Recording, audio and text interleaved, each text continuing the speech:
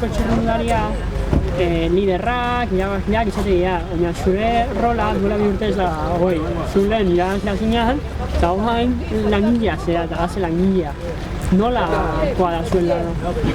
Bueno, berez, karreratan gure liderrangatik tiratzea, o inbar dana egitea, da sakrifikatzea,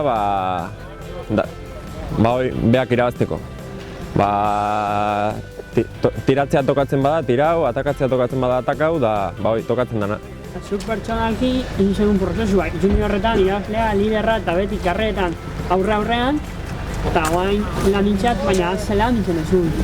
Bueno, aldan egin da ez, baina bai, juniorretan irabazten genden, da bain autokatzen da, saioko gea hemendik gutxia gu izaten irazten garenak. Baina bigarren urte honetan konta eguzun nola dijo amaterren bizitza hau?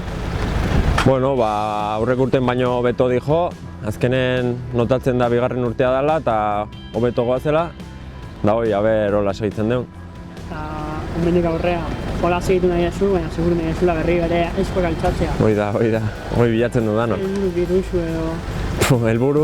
Helburuk etortzen dana, azkenen hoi da. Irabaztea da helburue, baina oraindik bastante gatzen zaigu. Metz bezala zaupiko zenut, ze iraz nahiko zenut, iturmeniko erlojupeko da seguro, baina pasaporte? Metxa profesionala eta jatzea.